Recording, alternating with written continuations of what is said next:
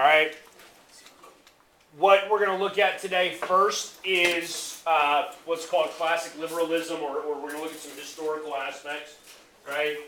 Ryan Moore, if I called you a liberal, would you be offended? Maybe.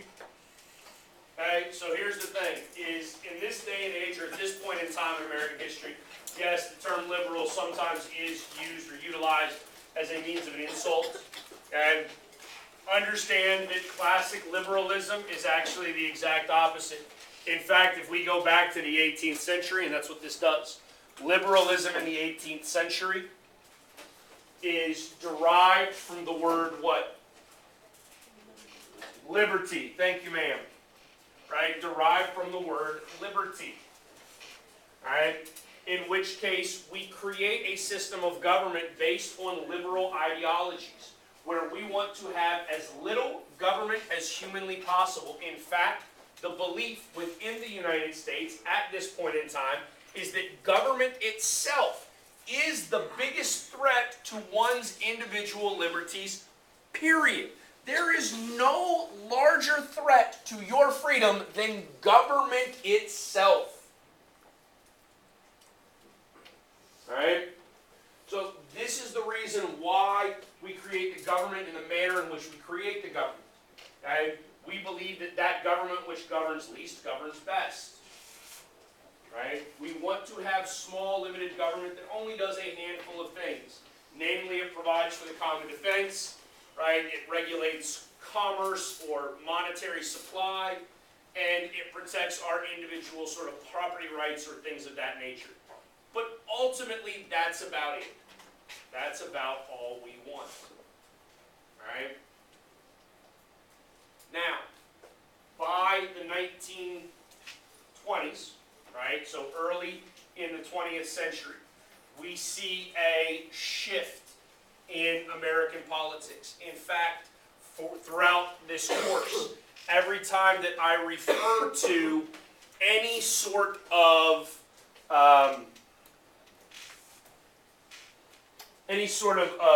turning point or period of change, they will always be the same, right? So for those of you that were in APUSH last year, you remember you had the little essay questions that would always ask, evaluate the extent to which became a turning point in American history, right? You're not going to ever get that in APUSH, there's one turning point, you're not ever going to get that in AP Gov, there's one turning point, period, that's it. Right, that's it. Government only has one turning point. That turning point is the Great Depression of the 1930s. Okay? In fact, the 1930s becomes the period of time where liberalism changes. And now we go from a liberalism in which we have a limited government that protects our liberties and we want all of our freedom, right? And government is our biggest threat, to now no longer believing that government is the cause of all of life's problems, but rather that government is the solution to all life's problems. Right? So now we're going to expand the role of government drastically. Because if government is no longer our threat in the 1930s, what becomes our threat?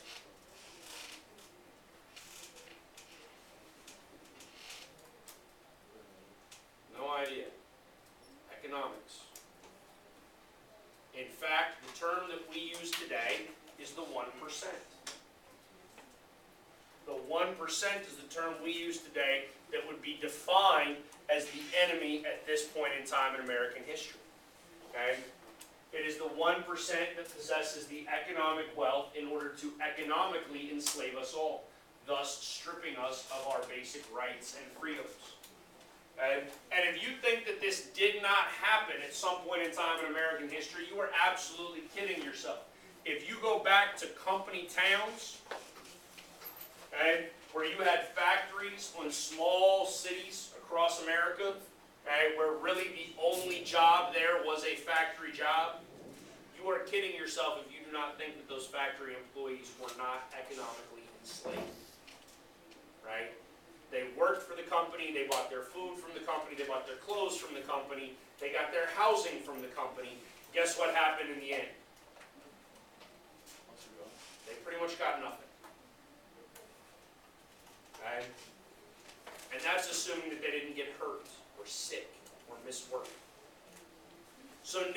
belief is that we need a stronger government in order to protect us from this new threat to our liberty.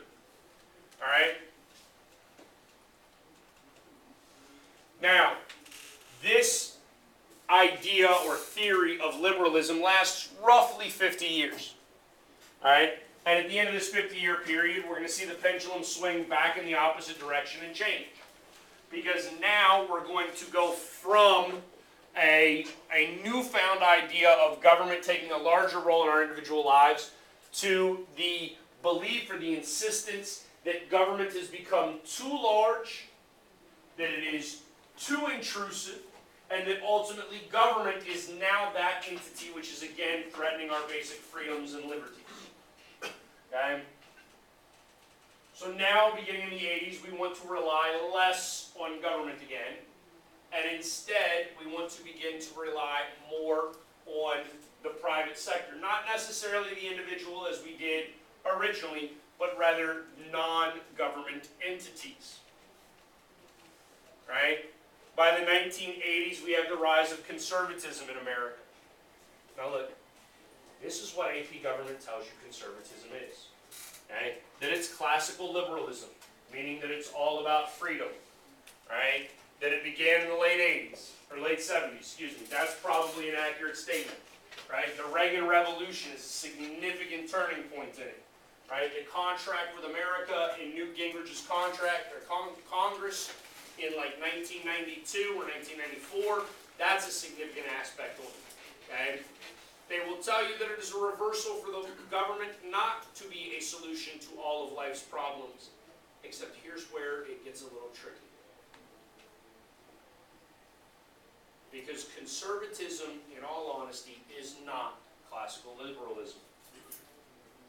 Okay? It isn't. In fact, if you look, right, we said classic liberalism is where we rely upon the individual entirely, and we look at government to do almost nothing. Okay? Is that ultimately what conservatives want? They say they want small government. Is that an accurate statement?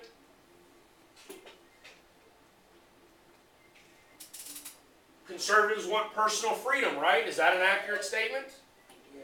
Yes? Yes. So conservatives are okay with the freedom for you to marry whoever you want. Yeah? No. That's a Republican policy, right? You have the freedom to marry whoever you want. I'm going to go opposite. No. You're right. And that is certainly not a Republican policy.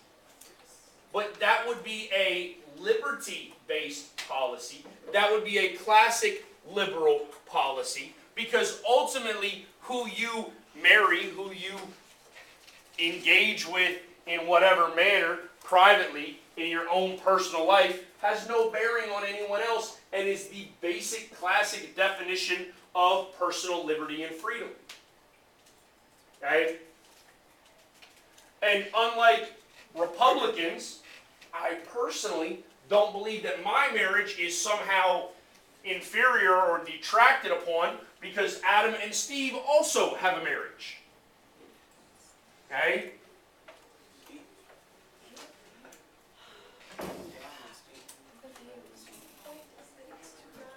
The point is that it's two guys. Yes. Okay? Yes, what I am referring to is the fact that a homosexual marriage has no bearing on my marriage. It doesn't. That's my argument. That's my point. Okay? And so if it has no bearing upon my marriage, right, then as a classic liberal, as somebody who ultimately believes in the freedom of the individual, I should see no issue with other people doing what they wanted. Okay? Conversely, or additionally, not conversely, and additionally, right? What about rights in terms of health care? Okay? Rights in terms of what to do with your own body. Okay? Again, not classically liberal positions on the conservative side. But understand, for the purposes of this course, this is what AP government will tell you. is that conservatism is essentially classical liberalism. Is it in most regards, or at least many regards? Yes.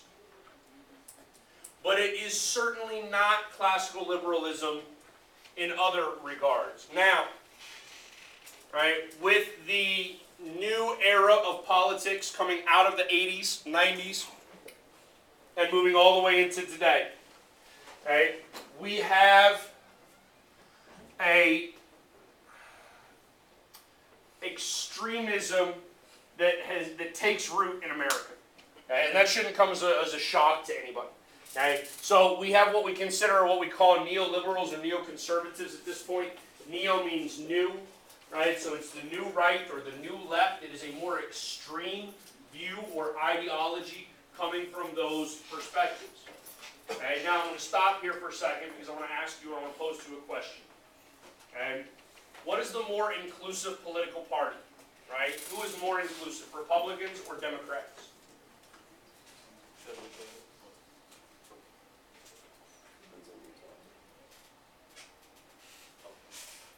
Republicans? More diversity. Okay? Inclusive would mean that they open themselves up to more diversity. And most of us would answer that question and say that it's Democrats. And if you look at sort of superficial statistics, gender, race, religion, all right, probably a fair statement. If you look at actual ideology, you will find that it is actually the Republicans who are far more inclusive than Democrats. Okay? Only in terms of ideology, though. Now, what do I mean when I say that? I mean that, in all honesty, pretty much all Democrats, they can feel the same way. Make sense? Right? We understand some basic premises or ideas of the Democratic Party. Okay? Things like universal health care. Pretty much every Democrat agrees universal health care would be a positive thing. Right? A college education for everybody. Pretty much every Democrat agrees that would be a positive thing. Right? A livable minimum wage. Pretty much every Democrat believes that would be a good thing. When you look at Republicans, though, and especially once you realize you begin to factor in the neo or the extreme wings of political parties, you will find that there are neoconservatives that do not fit well within the remainder of the conservative party or the Republican party. And there are some that do, there are some that don't. But when you look at them, we have a social neoconservative group. Okay? These are your Dr. Jerry Falwell type people. Right? Now, anybody know who Falwell is? No? Falwell is a fascinating character study. Okay? He was a minister. He's dead now. He was a minister. He started his own university in Virginia called Liberty University. His son runs Liberty University now. Dr. Falwell in the 80s and 90s was incredibly outspoken and was a voice for what you call the religious right, or the other term that has been coined is moral majority. Right? You might have heard that term. Okay? And these are the people ultimately that have taken over aspects of the Republican Party that are truly anti-liberty based, right? Anti-abortion, anti-homosexuality. Okay? Do all Republicans or all conservatives feel the same way? No. Right? Conversely, or additionally, you have the economic neoconservatives. These are the people that believe in the basic premise of what we call today trickle-down economics. Right? Trickle-down economics is the economic theory of allowing rich people to keep all of their money, and then eventually, as they spend money, right, they go out and they buy, let's say they buy a Porsche, right? Well, then money has to go to the dealership, right? So that guy's not as rich, but he's rich, so he gets some money. And then that guy who sold the Porsche, who actually owns it, who owns the dealership, he's got to pay his salesman, and he's got to pay the electric bill, and he's got to pay all kinds of stuff. So as he pays that stuff out, right, that trickles down to where somebody else has a job, and somebody else gets to make a little bit of money.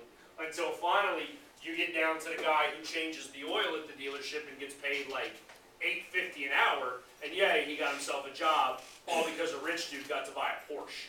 Sound fair? Maybe, maybe not. Alright?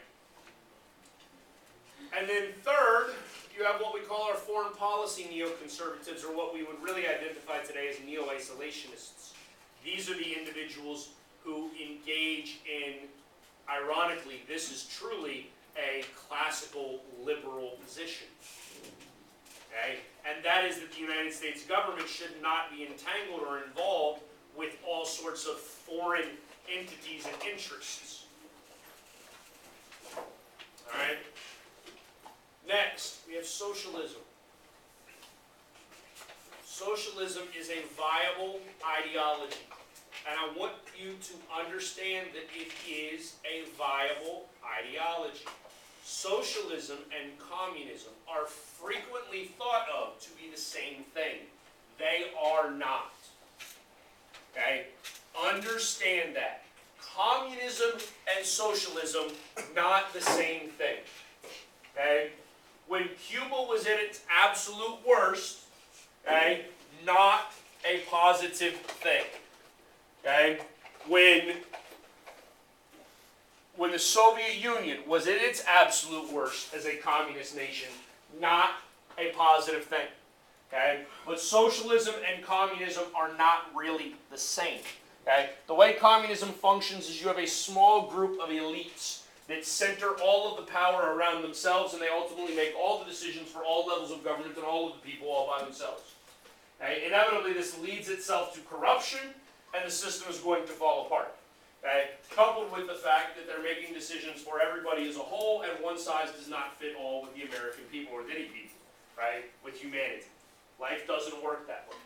Socialism, on the other hand, is a viable option. Again, when I say viable option, I mean this is what Bernie Sanders ran around talking about, right? He wanted democratic socialism. Does that mean we cease to be a democracy? Absolutely not. It means that we change certain ideologies about how we function as a country. Does socialism work? The answer is yes. Okay? In fact, there are socialist nations in Europe today that are thriving.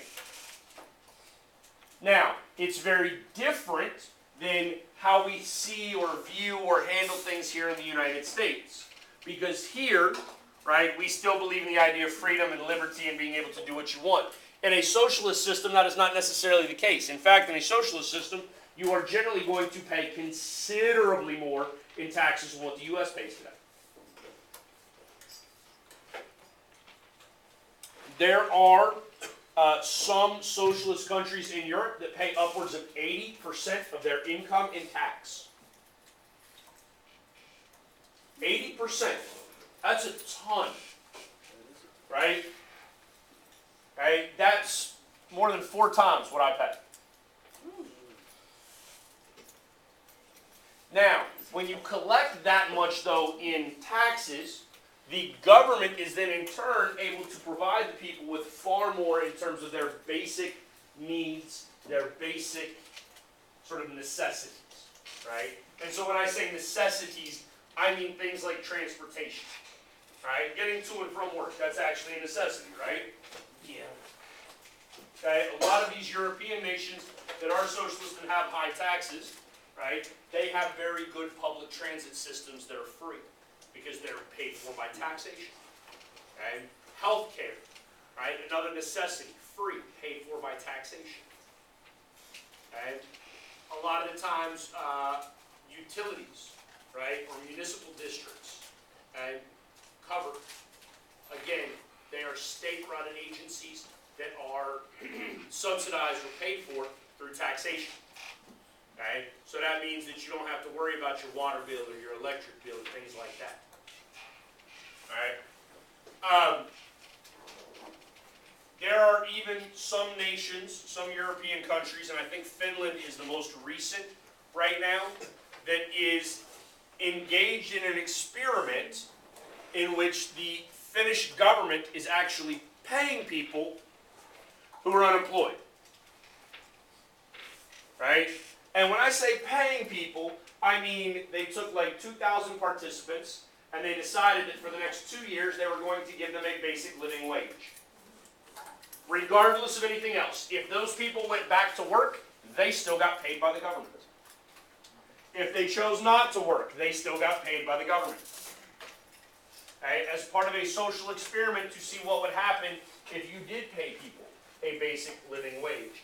There are individuals who believe that something like this is inevitably going to happen in the United States, maybe not for the purpose of socialism, and maybe not a basic living wage, but rather that you're going to get paid by the government every month in order to stimulate economic growth. We'll see. Okay? Now, I told you all of this, and I told you that this is a viable option. We're talking about Finland, right? What's the population of Finland? What'd you say? 300,000. What's the population of Houston? 1 million something. Okay? Like, I say 3 million? 4 million? Finland is 1.3. No, it's got to be more than a million. San Diego's got 1 million people. No, I said 4 million. Like, Oh, 4. I said 1. 5.48 5.48 million? More than the population of Finland. Right? Okay, that's fine. Alright, the point is that's higher than the population of certain European countries. And listen, I kept saying that all this is a viable option. Not in America. Not really. And for the simple fact that the scope of it would be too broad in the United States. It'd be almost impossible. There's 330 million people in this country. In which case, trying to enact this for 330 million people is nearly, or in all honesty, probably impossible. Alright, so I don't see it as being a viable option in the United States. That doesn't mean that it's not a viable option elsewhere. And if California and its 40 million people secede from the Union in 2018, maybe they can try. Wait, what? That could actually happen, right? California will vote in 2018 to leave the United States of America. Think they will? Oh, absolutely. I think that the people of California will vote to leave the United States. So that would be like a I don't know what will happen after that point. Wouldn't just Republicans... A lot of Mexicans are gonna go to California. What? Wouldn't the Republicans have a big up hand in every election after that then? Correct. Well, here's ultimately what I think would happen, right? Is if California really does try to leave, I think the United States ceases to exist. Okay? Because ultimately, if California leaves, Oregon and Washington are going with them. Okay? Nevada might go with them as well. Damn. Okay? Hillary gonna be president somewhere. So then what's going to happen is you're going to lose this large chunk. Okay?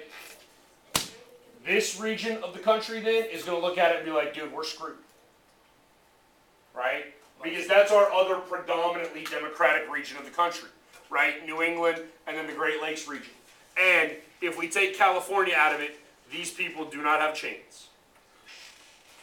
Okay? Republicans would win every major election simply because of Texas and the number of states. In fact, if you started getting rid of like these 4 states here, and Hawaii actually might go with them as well, that gets rid of 5 states. Okay? That puts our total down to 45. Now, in order to have a constitutional amendment, 3/4 of the states have to agree, right? Well, you just got rid of 5 of the Democratic ones, which would make it that much easier for Republicans to go in and amend the Constitution in any manner in which they want. Holy shit, Okay. I'm going to vote. So, ultimately, I can end up seeing the United States, and I've done it on a map before for a kid who was interested, but I mean, I can see the United States splintering into probably about 7 different countries. But how long? How long do we have until that happens? Like I said, the state constitution, and this is what a lot of people fail to understand. Okay? You obviously know that there's the American Constitution in D.C., right? But what most people, and this is Americans across the board, not just high school kids sitting in a civics class, teachers that teach government, sometimes fail to remember that there are actually 51 constitutions in this country. There's the national constitution, and then all 50 states have their own individual constitution. And those states, their individual constitutions vary greatly. Okay? In the state of California, for instance, the people themselves, with nothing from government, no action from government whatsoever, can put whatever they want on the ballot. in the state of California. In fact, many, many years ago when I lived in California, they put on the ballot, they put a constitutional amendment on the ballot to constitutionally define marriage as a union between one man and one woman. This was California, mind you. And it passed. Okay? Now, did they make gay marriage illegal in California? No. The state Supreme Court struck it down and said it was a violation of the Constitution. Right? Now, I, for the life of me, have wondered how a constitutional amendment can violate the Constitution. Doesn't make a lot of sense to me, but that's apparently what the state Supreme Court said. Alright? Now, finally, third viable option, libertarianism. Okay? And this is an ideology that you might be familiar with now thanks to Gary Johnson, right? Because he is the libertarian candidate. Gary Johnson was not really a libertarian. He wasn't. Okay? At least not in terms of what your typical libertarian ideology is. And that is that libertarian ideology is an extremism of liberalism, right? It is an extreme nature of basic classical liberalism, which is all about individual freedoms. Okay? So from a libertarian perspective, if you want to go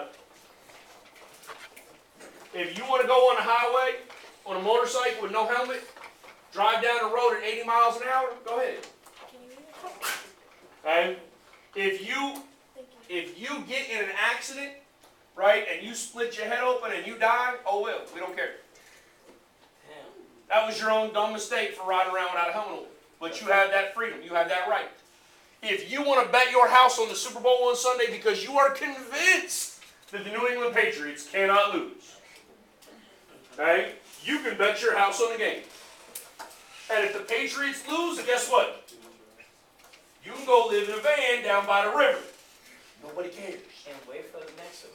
Okay? Oh well. Alright, from an extreme libertarian perspective, the government has no right to protect you from you. And ultimately what it's left with is the ideology that anything is fair game so long as it does not violate the rights of another human being. Exactly, but if you're driving 80 miles per hour, you can cause somebody else to die, not you. Well, not if you're on a motorcycle, probably. No, but that's, I mean, look, the speeding laws would still exist, yes. Right? Because you could actually, because you're speeding, you can infringe upon my property rights by hitting my car because you're a terrible driver. Okay? But let's put it like this, right? I'm a really healthy 35-year-old man. Right? I'm in phenomenal shape, despite the fact I'm a little overweight. Otherwise, phenomenal shape. Okay? I have 2 really healthy kidneys. I only need one to function. Right? Can I sell one? No, I think No! it's donor. No, you cannot sell a kidney in the United States of America. You cannot traffic in human organs. That is a crime. You will go to jail for a long time. What about if I But with libertarianism, okay, if let's take anybody in this room, right? If your grandfather is rich and he got $250,000 laying around, right? And he got 2 bad kidneys and needs a transplant. We're a match. I'll sell him a kidney, $250,000. That's illegal. Not even Why? interested. Why is it illegal though? Think about this from an actual standpoint and tell me, what is it about that business transaction? Because that's what it is. I sold something I own to somebody who needed what I own. Why is that illegal? Because maybe it's not yours. Kill somebody. My kidney is absolutely mine. Okay, but But it opens up the idea for traffic. Couldn't you just keep on driving up the price to more and more? That's called capitalism, baby. If I can get $1 million for it, I'm going to get $1 million. well, if it's a business, you're gonna like it. You're gonna kill people. Okay, well, no, I mean, look, here's the thing, is if you try to engage in that old, like, urban legend, right, where you go on a blind date and you wake up in a hotel bathtub full of ice. You ever heard that urban legend? There's some movies. There's all kinds of movies about crap like that. Okay, listen, guys, that is still a violation of law because you have infringed upon the rights of somebody else. What I'm saying is at no point in time have I infringed upon anybody else's rights, right? Okay? I voluntarily gave up something that was mine. He voluntarily gave up something that was his. I gave up a kidney. He gave up $250,000. Why is that not legal? Do you have your DPP line? I'm sorry to bother you. No, young chick has it. Never get back Why to would that be illegal, man? Okay, sorry. It's a trade exactly. No, there's no point. Okay, so listen. In terms of libertarianism, that would be absolutely deemed acceptable. Okay, now, we're going to go over, we don't have much time left, but we're going to go over public and public opinion, varying types of opinion. On Thursday, you're going to be given an assignment, Thursday, in which you will create, it will actually end up being 2 assignments. There'll be 2 different grades, okay, minor grades, that you are going to create a public opinion poll here at George Range High School. Okay? The first grade will be your questions that you ask as well as your cumulative data. Okay? The second one will be a short 1-page write-up of your statistical analysis, right? Like how accurate are your results, et cetera, et cetera. We'll go over that a little bit more in a little bit more detail at a later point in time. Okay? But in order to understand this first, we need to go over a couple of different things. One, what type of public are we referring to? We actually in the United States have varying types of publics. Okay? First type of public we have is what we call the elite. Who in this room is elite? Put your hand down. You are not elite. Wait, but I thought it was like the thing where you said No. he's the most important. No. Different. Elite in terms of politics, what we're talking about are people that can actually influence the political agenda. Can you influence the political agenda? No. No. What? No one in this room has access to influence the political agenda. All right? Protest what? You need a bunch of people. No. Listen, individually. Yeah, that's what I'm You saying. can be a part of a movement that can help set the national agenda. You individually cannot do it. Now, conversely, because somebody just said protest, what about Madonna? Is she a political elite? But she can Yes. influence people to do it, so yes. Madonna Yeah. is, because Madonna has enough popularity and influence amongst the people that when Madonna got up there and spoke at the Little Women's March on Washington, people listened, right? If I got up there and speak, people probably would have booed me off stage and been like, you a man, go away, all right? Wow, his hair grew back real fast.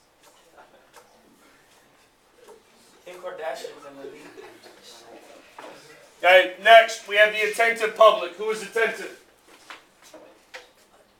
That would be me. I don't know, dude. You couldn't even raise your hand when I asked who was attentive, so it's probably not you. Took you a long time. I think you might fall into masses there, buddy. It was 2-second delay. Yeah, that delay will cost you a lot of money. Okay? So the attentive public, those are people that actually pay attention to politics. The masses is everybody else. All right, now, there are a variety of types of opinions that we have as well. Now, when I say there are a variety of types of opinions, listen to me. I'm not talking about the varying opinions that we have about whether or not homosexuality should be legal or whether or not guns should be banned. Because in reality, there's multiple positions, right? You can be like, hey, you can own whatever kind of gun you want. You want to go buy a bazooka? Knock yourself out. You want to own a tank? Sure, if you got enough money, right? Or you can be like, hey, guns are okay, but no assault weapons, right? Or no guns are okay, period, right? Or whatever. I mean, there's a wide variety of opinions. That's not what I'm talking about. What we're talking about when we talk about types of opinions here is we're talking about the differences between sort of how you think or feel or respond in terms of opinion, right? So we have stable opinions. Stable opinions are opinions that are always pretty much going to remain the same. You think about the death penalty today the way you will think about the death penalty 10 years from now in all likelihood. Not much will change. Okay? In fact, those of you that are in favor of the death penalty right now, you probably don't really care about Moore v. Texas, which is a case that's at the Supreme Court right now in which Texas is trying to execute a mentally retarded man and he's trying to not die. Wait, a mentally retarded, like really like special? I feel Okay, like, you know, no. Pablo, we should burn everybody. In 1980, he robbed a convenience store and shot a man. Okay? Alive. In 1980. He what? He what? He robbed a convenience store and shot a man. Like a clerk? Yes, one of the employees. Okay. Oh. Okay? He got caught. He got put on trial. He got convicted. He got sentenced to death. He He's had multiple appeals. He currently has an appeal that says that executing him would violate the 8th Amendment because it's a definition of cruel and unusual punishment. Okay, and there's a whole question as to whether or not he's actually mentally retarded because he has an IQ of like 78. Okay, that's stupid by definition, right? But not necessarily like handicapped. What's the right number to be smart at? 100 is average. 100 is average intelligence. 107. You're what? 107. 107? 70, Do you know your IQ? No? I wish I would. Where could I go? I have no idea. No. Well, you Google. quiz on Thursday. Online IQ. Did you try it? Okay. Do you know Now. yours, Coach Baker? What? Do you know yours? I do know my IQ. We allowed to know. No, I will not tell you what my IQ is. I'm sure it's doing good. I didn't know that. Shh, stop talking, guys. We're almost done. We're almost through here. Okay, you don't have much time left. All right, next. You got fluid opinions. These are opinions that are constantly changing. Latent opinions. These are opinions you don't really care about. Okay, meaning you have an opinion, but it doesn't really matter because it doesn't affect you. Latent opinions can change. Right? So you might have a latent opinion about the military draft because, let's be honest, gentlemen, got to sign a little piece of paper. Who cares, right? You're not going to get drafted. There hasn't been a draft since 1972. It is not coming back anytime soon. I don't know, under Trump, anything can happen. So does it matter? Right now, no. Like Raheel said, under Trump, maybe. Who knows? And salient issues, these are issues that matter to you individually. And these are things that are important to you as a person for some special personal reason. And then we have consensus and polarized. What everybody believes, what everybody disagrees with. Right? So there's not much in the United States that we have a consensus opinion on anymore except balancing the budget. Which is ironic because we've never balanced a budget in your lifetime. But we have a consensus. Over 75% of Americans think we should be balancing budgets. Okay? Now, how do we collect public opinion? One, people will tell you that elections do it. I will tell you right now, this is not a real good measure of public opinion. Go ahead and understand that right now. Because there's no evidence or no way of acquiring cumulative data that would actually provide you with in-depth information. Right? Anybody in here was actually 18 and voted? No, this is the only class I had that nobody voted in. So listen, I did. I voted. If you go down to like public records, can you find out whether or not I voted? Yes, that's public information. Can you find out whether or not I'm a Republican, a registered Republican or Democrat? No. Yes, that is public information. For real? Yeah. So I can find out who you voted for. No, you can find out who I'm registered with, but you cannot find out who I voted for. I won't tell you that. What? Are you registered with Republicans or Democrats? That I'm going to make you do the work for. I know you're hard because you're hard. I cannot read. Okay. How do I find that out? What? How do I find that out? He said. I'm not 100% certain, but it is public record. Okay. I doubt the local library would have it. Like, you might actually have to go to Austin into like the state election board records. Can you tell us at the end of the semester? No. Okay, now, guys, that means that the best way of measuring public opinion is polls. There are some problems with polls because, one, you have some bias in terms of writing the questions. Two, you're going to have issues in terms of sampling or how you're collecting the data. I want to go over real quick down here at the bottom because we do polls with elections all the time, right? Okay, you should understand that those of you that had me for A-Push last year, I think we did talk about this at one point. Okay? No, I think I'm lying. I think I talked about it last semester with my classes. In Arizona this past summer during the primary election, just the primary, not the real election, but in order to pick the candidate running for the primary, and the polls in Arizona closed at 8 p.m. local time. All right? Arizona closed a number of polling locations, especially in the Phoenix area, which is the most populated area in Arizona. It resulted in 7-hour waits to vote. People waited in line 7 hours to cast a vote in a primary election. That means that there were people who got in line at 7:59 p.m. and did not vote until technically 2 a.m. the next day. Okay? They were able to vote legally at that point, though, because they were in line before the polling location closed. The problem is, because of our polls and our exit polls and the way we conduct polls, CNN came out at 8:15 that night and said Hillary Clinton has won the Democratic primary. Okay? You had people waiting 6 hours to vote. Okay? If you were a Bernie bro, if you were going to vote for Bernie Sanders and you found out at 8:15 that Hillary already won and you're at the back of that line, what are you going to do? Leave. I'm going home, man. Probably honestly going to a bar to like have a drink and feel bad for myself. Okay? Alright, so this is a significant issue. Okay, have a good day. Take it. So bad.